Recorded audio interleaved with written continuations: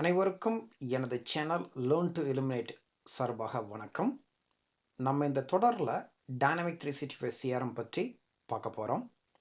இணைந்தமைக்கு ரொம்ப நன்றி. நீங்கள் ஒரு பிஸ்னஸ் ப்ரொஃபஷனலாக இருக்கலாம், இல்லாட்டி ஒரு டெவலப்பராக இருக்கலாம், இல்லாட்டி உங்கள் கம்பெனியில் ஆல்ரெடி சிஆர்எம் இம்ப்ளிமெண்டேஷன் பண்ணிகிட்டு இருக்கலாம், பண்ண போகிறதுக்கான பிளான் இருக்கலாம். இந்த சிஆர்எம் கற்றுக்கிறதுக்கான நீங்கள் ஒரு சரியான இடத்துக்கு தான் வந்திருக்கீங்க. நம்ம இந்த தொடரில் சிஆர்எம் பற்றியான பல கேள்விகள், அதோட டாபிக்ஸில் நம்ம டீட்டெயிலாக படிப்போம்.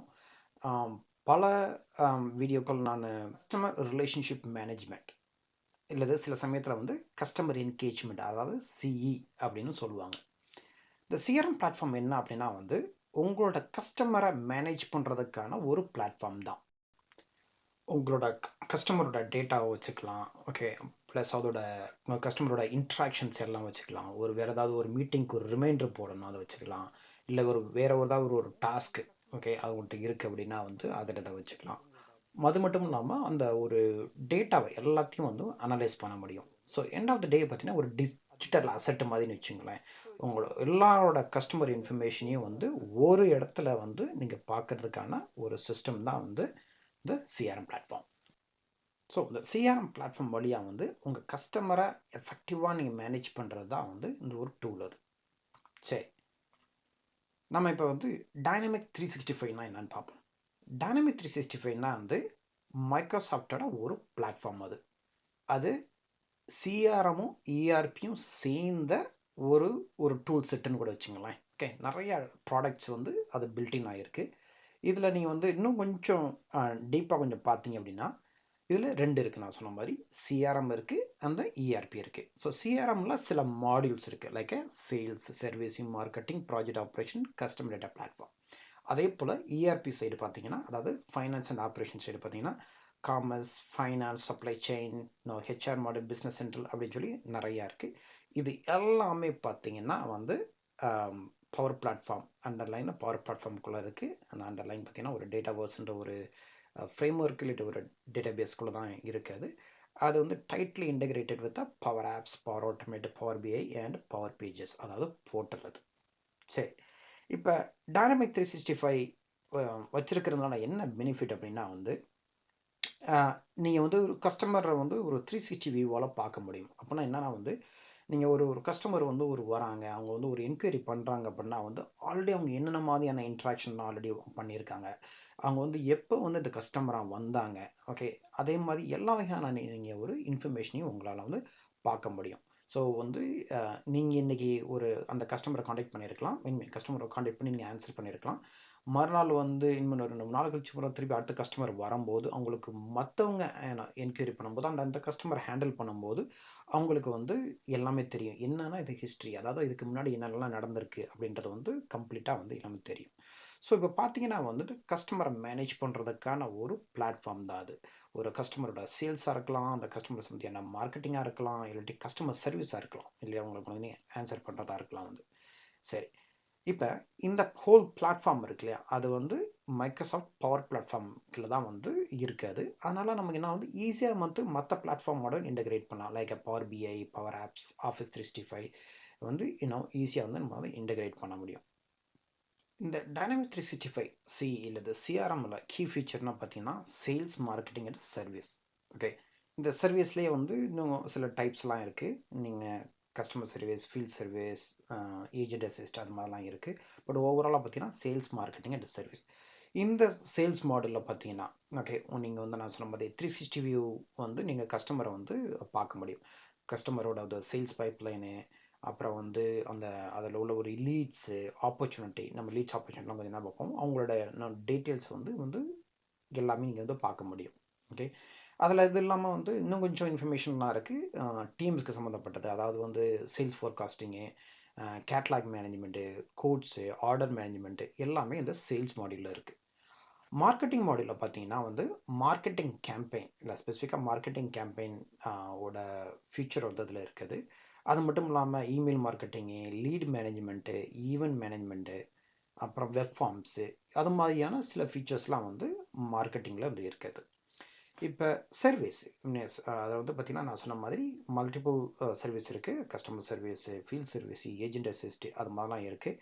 ஸ்பெசிஃபிக்காக கஸ்டமர் சர்வீஸ் நீங்கள் பார்த்துட்டீங்கன்னா வந்து அவங்க வந்து ஒருத்தவங்க ஒரு என்கொயரி பண்ணுறாங்க அப்படின்னா வந்து அவங்க ஒரு என்கொயரியோ கம்ப்ளைண்ட்டோ அவங்க பண்ணுறாங்க வந்து அவங்கள வந்து நீங்கள் எஃபெக்டிவாக அவங்களால ஆன்சர் பண்ண முடியும். ஓகே, அதான் வந்து பேசிக்காக அந்த இதில் வந்து கேஸ் மேனேஜ்மெண்ட்டு, நாலேஜ் மேனேஜ்மெண்ட்டு, அப்புறம் எஸ்எல்ஏ அதாவது சர்வீஸ் லெவல் அக்ரிமெண்ட்டு.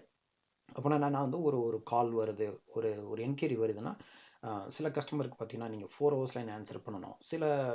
சில கஸ்டமருக்கு பார்த்தீங்கன்னா நீங்கள் வந்து ஒரு 24 ஹவர்ஸ்க்குள்ள ஆன்சர் பண்ணணும். அது மாதிரி ஒரு எஸ்எல்ஏ மேனேஜ்மெண்ட், அப்புறம் ஸ்கெட்யூல் பண்ணுறது. இப்போ ஃபீல்ட் சர்வீஸ்லாம் பார்த்தீங்கன்னா அவங்களுக்கு வந்து சர்வீஸ் பண்ணுறதுக்கோ இல்லாட்டி வந்து ரிப்பேர் பண்ணுறதுக்கோ அதுக்கான ஸ்கெட்யூல் பண்ண முடியும். ஸோ ஓவராலாக பார்த்தீங்கன்னா இந்த 3 மாடியூலுமே வந்து ஒன்று ஒர்க் டுகெதர்னா சேர்ந்து ஒர்க் பண்ணி வந்து ஒரு கம்ப்ளீட் ஒரு சிஆர்எம் பிளாட்ஃபார்ம் தருது அது. ஓகே, இப்போ இதனால வந்து சேல்ஸ் டீமுக்கு என்ன அட்வான்டேஜ் அப்படின்னா பார்த்தீங்கன்னா அவங்களோட அந்த சேல்ஸ் ப்ராசஸ் வந்து ஒரு ஸ்ட்ரீம்லைன் பண்ண முடியும். அதே மாதிரி நான் சொன்ன மாதிரி வந்து 360 வியூவில் வந்து அந்த கஸ்டமர்ஸ் வந்து எல்லாத்தையும் வியூவில் வந்து கஸ்டமரை வந்து பார்க்க முடியும். அப்புறம் வந்து அவங்களோட ரியல் டைமில் வந்து அந்த சேல்ஸ் பெர்ஃபார்மன்ஸ் வந்து பார்க்க முடியும். ஓகே, ஸோ அந்த டீமோட சேல்ஸ் வந்து எப்படி போயிட்டுருக்கு அதெல்லாம் வந்து பார்க்க முடியும்.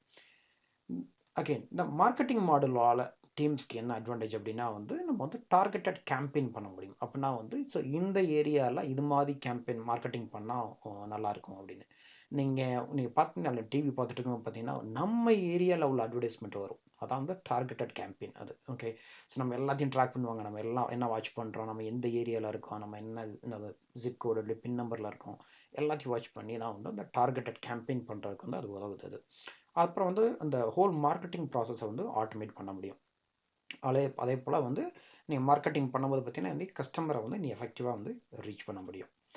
இப்போ நீங்கள் சர்வீஸ் டீமுக்கு இதனால் வந்து சர்வீஸ் டீமுக்கு என்ன அட்வான்டேஜ் அப்படின்னா வந்து நான் சொன்ன மாதிரி வந்து எல்லா இன்ட்ராக்ஷனும் அதில் வந்து ஒரு இடத்துல இருக்கும். ஸோ அப்புறம் வந்து செல்ஃப் சர்வீஸை வந்து கொடுக்க முடியும். கஸ்டமரே வந்து போர்ட்டல்லையோ வந்துட்டு அவங்க வந்து ஒரு அப்ளிகேஷனில் வந்து அவங்களே வந்து ஆன்சர் பார்க்க முடியும். சப்போஸ் ஒரு ப்ராடக்ட் ஆர்டர் பண்ணியிருக்காங்க, அதோட ஸ்டேட்டஸை பார்க்கணும் அப்படின்னா வந்து அவங்களே வந்து செல்ஃப் சர்வீஸ் போர்ட்டல் அப்படின்னு சொல்லுவோம், அங்கேயும் வந்து பார்க்க முடியும். அதே போல் வந்து அவங்கள்ட்ட வந்து நம்ம வந்து ஃபீட்பேக்கையும் வாங்க முடியும். சரியா?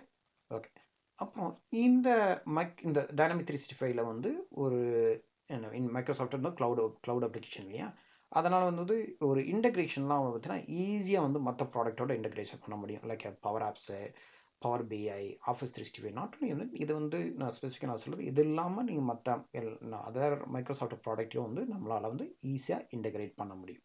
ஓகே, ஸோ ஓவராலாக டைனமிக் 365 சிஆர்எம்னா என்னன்னா வந்து ஒரு கஸ்டமரை மேனேஜ் பண்ணுறதுக்கான ஒரு பிளாட்ஃபார்ம். அதில் வந்து நிறைய மாடியூல்ஸ் இருக்குது. ஸ்பெசிஃபிக்காக பார்த்தீங்கன்னா sales, marketing and then service இருக்குது. அந்த சர்வீஸ்க்குள்ளேயே வந்து பார்த்தீங்கன்னா customer service, field service, agent assist அது மாதிரிலாம் எல்லாமே இருக்குது. அதே போல் இது வந்து க்ளவுட் அப்ளிகேஷன் மைக்ரோசாஃப்ட் ப்ராடக்டாக இருக்குன்னா மற்ற மைக்ரோசாஃப்ட் ப்ராடக்ட்டையும் வந்து நம்ம வந்து ஈஸியாக வந்து இன்டகிரேட் பண்ண முடியும். ஓகே, அதனால நமக்கு வந்து எஃபெக்டிவ் சிஸ்டம் இல்லையா, ஒரு நல்ல ஒரு சிஸ்டம் வந்து கிடைக்கும் அது. சரி, இப்போ வந்து என்ன பார்த்தோம் நம்ம வந்து இது வந்து ஒரு சிஆர்எம்மோட ஒரு இன்ட்ரொடக்ஷன் தான். ஓகே, இதுக்கடுத்து வந்து நம்ம இன்னும் பல டாபிக்ஸ் நம்ம பார்க்க போகிறோம். சரி, இப்போ சிஆர்எம்னா என்னன்னு அப்படின்னு பார்த்துட்டோம் நம்ம. இதுக்கடுத்து வந்து நம்ம வந்து இன்னும் நல்லா புரிஞ்சுக்கணும் அப்படின்னா வந்து நம்ம என்ன பண்ணோம்னா வந்து ஒரு real time use case. Okay, ஒரு சிஆர்எம் வந்து ஒரு ஒரு சேல்ஸ் ப்ராசஸ் வந்து எப்படி இருக்க போகுது அப்படின்றத பார்க்க போகிறோம் நம்ம. ஸோ இதில் வந்து ஸ்பெசிஃபிக்காக பார்த்தீங்கன்னா நம்ம வந்து சிஆர்எம் இருக்குது, சிஆர்எம்லாம் நிறைய மாடல்ஸ் இருக்கு இல்லையா, அதில் வந்து நம்ம ஸ்பெசிஃபிக்காக சேல்ஸ் மாடல் பற்றி பார்க்க போகிறோம். ஓகே, அதில் வந்து சர்வீஸ், மார்க்கெட்டிங், ப்ராஜெக்ட் அப்ளிகேஷன் இன்னும் மற்ற மாடல்ஸ் இருந்தாலுமே நம்ம வந்து சேல்ஸ் பார்க்க போகிறோம். நீங்கள் இந்த ஒரு மாடலில் நீங்கள் நல்லா தெரிஞ்சுக்கிட்டீங்க அப்படின்னா வந்து மற்ற மாடல்லாம் வந்து நீங்கள் வந்து ஈஸியாக புரிஞ்சுக்க முடியும். ஓகே, ஸோ இந்த டைனமிக் 365ல பார்த்தீங்கன்னா நீங்கள் இது ஒரு யூனிஃபைடு அப்ளிகேஷன். ஓகே, அதில் வந்து ஒரு செட் ஆஃப் டூல்ஸ் நிறையா ப்ராடக்ட்ஸ் இருக்குது. லைக் சிஆர்எம்ல வந்து ஒரு ஒரு செட் ஆஃப் ப்ராடக்ட்ஸ் இருக்குது. இஆர்பி இல்லை ஃபைனான்ஸ் அண்ட் ஆப்ரேஷனில் ஒரு செட் ஆஃப் அப்ளிகேஷன் இருக்குது. இது எல்லாம் சேர்ந்தது தான் வந்து டைனமிக் 365 அப்படின்றது வந்து. ஸோ ஸ்பெசிஃபிக்காக நான் சொன்ன மாதிரி சர்வீஸில் கூட இன்னும் கொஞ்சம் டீட்டெயிலாக போனீங்கன்னா கூட அதில் இந்த customer service, field service, remote assistant அப்படின்லாம் வந்து நிறைய ஃபீச்சர்ஸ் இருக்குது.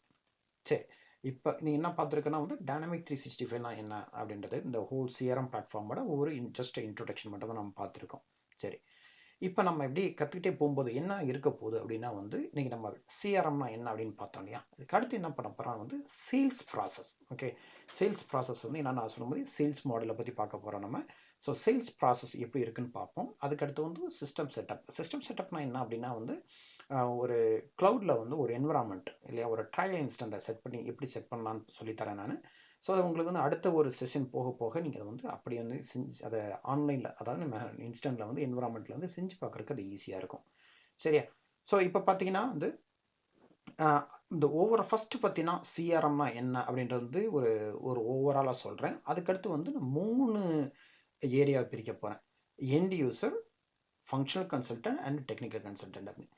ஸோ எண்ட் யூசர் அப்படின்னா யார் அப்படின்னா வந்து அவங்க தான் வந்து எப்படி இந்த சிஸ்டத்தை யூஸ் பண்ணணும் அப்படின்னு சொல்கிறவங்க. சரியா? நீங்கள் வந்து இது பிஸ்னஸ் யூஸ்னு சொல்லலாம். சரியா? அவங்க வந்து ஜஸ்ட் யூஸ் தான் பண்ணுவாங்க. அப்போ அவங்களுக்கு வந்து இந்த சிஆர்எம் நேவிகேஷனு, என்டிட்டி என்னன்னு சொன்னான்னா அப்படி எப்படி என்னன்றது தெரிஞ்சிருக்கணும். ஒரு ரெக்கார்டை போய் பார்க்கணும்னா இப்போ இருக்கிறோம், ஒரு அட்வான்ஸ் ஃபைண்டை பார்க்கணும்னா இப்போ இருக்கணும். அந்த மாதிரியான டாபிக்ஸ்லாம் வந்து நம்ம எண்ட் யூஸராக வச்சுக்கணும். ஃபஸ்ட்டு வந்து சிஆர்எம் பிளாட்ஃபார்மை நேவிகேட் பண்ணி அதை புரிஞ்சுக்கணும். ரெண்டாவது வந்து ஃபங்க்ஷனல் கன்சல்டன்ட். அந்த ஃபங்க்ஷனல் கன்சல்ட்டை தான் என்ன பண்ணுவாங்க வந்து வந்து டிசைன் பண்ணுறது, கான்ஃபிகரேஷன் பண்ணுறது, அவங்களாம் வந்து மினிமம் கோடிங் நாலேஜில் இருக்கிறவங்க அந்த ஃபங்க்ஷனல் கன்சல்டன்ட். அவங்கள வந்து ஆர்கிடெக்சராக கூட இருக்கலாம், வந்து அவங்க அது கோடிங் வந்து ஸ்பெசிஃபிக்காக பண்ண மாட்டாங்க. இந்த 3வது லெவல் வந்து டெக்னிக்கல் கன்சல்டன்ட். இந்த டெக்னிக்கல் கன்சல்டன்ட் தான் வந்து நீங்கள் கான்ஃபிகரேஷன் இல்லாததெல்லாம் வந்து கோடிங் வழியாக பண்ணணும்னா, ஃபார் எக்ஸாம்பிள் இந்த Java script, type script, sharp அது யூஸ் பண்ணி ஒர்க் ஃப்ளோ பண்ணுறது, ஆக்ஷன் எழுதுறது, எல்லாமே ஷார்ப் எழுதுறது, பிளக்கின் எழுதுறது, இதெல்லாம் பண்ணுவாங்க. நீங்கள் இந்த 3வது லெவல் பார்த்தீங்க அப்படின்னா வந்து கம்ப்ளீட் கோடிங் உள்ளது. ஸோ அந்த 3வது லெவலில் உள்ளவங்களுக்கு பார்த்தீங்கன்னா லெவல் 1, 2 எல்லாமே தெரியும் அது. சரியா? ஸோ லெவல் 1ல் இருக்கிறவங்களுக்கு பார்த்தீங்கன்னா அவங்க வந்து சிஸ்டத்தை யூஸ் பண்ண தான் தெரியும். அது எப்படி கான்ஃபிகர் பண்ணுறதுக்கோ இல்லை கோடிங் அடிக்கிறதுக்கோ அவங்களுக்கு தெரியாது. ஸோ இப்போ வந்து உங்களுக்கு வந்து ஓவராலாக அந்த லேர்னிங் ட்ராக்ஸ் எப்படி இருக்குன்னு உங்களுக்கு தெரிஞ்சிருக்கும்னு நினைக்கிறேன். இப்போ நீங்கள் இந்த ஃபஸ்ட் இனிஷியலாக சிஆர்எம் பற்றி தெரிஞ்சதுக்கு அப்புறம் வந்து நீங்கள் தான் வந்து முடிவு பண்ணணும் உங்களோட ட்ராக் என்னன்றத மாதிரி அதுக்கான மாடுலர்ஸ் வந்து நீங்கள் வந்து தெரிஞ்சுக்கலாம். சரிட்டா? ஸோ ஓவராலாக இங்கே நான் சொன்னது வந்து ஓவராலாக சிஆர்எம் பற்றி, அதுக்கடுத்து எண்ட் யூசர் பற்றி, அடுத்து ஃபங்க்ஷனல் கன்சல்டன்ட் அண்ட் அதுக்கப்புறமா வந்து டெக்னிக்கல் கன்சல்டன்ட். அவ்வளோதான். சரி, இன்னும் நல்லா அதை புரிஞ்சுக்கணும் அப்படின்னா வந்து நம்ம வந்து ஒரு ரியல் டைம் யூஸ் கேஸு, ஒரு சேல்ஸ் ப்ராசஸ்னால் என்ன அப்படின்னு பார்ப்போம். ஸோ ஓகே, ஒரு நார்மலான ஒரு சேல்ஸ் எப்படி நடக்கும் அப்படின்னு ஒரு சின்ன ஒரு எக்ஸாம்பிள் வந்து ஆரம்பிப்போம். அப்புறம் சொல்லும்போது மட்டும் நம்ம வந்து ஒரு கான்செப்ட் வந்து உங்களுக்கு இது ஈஸியாக புரியும். சரியா? இனிமேக்கு நன்றி. நம்ம அடுத்த வீடியோட சந்திப்போம். நன்றி.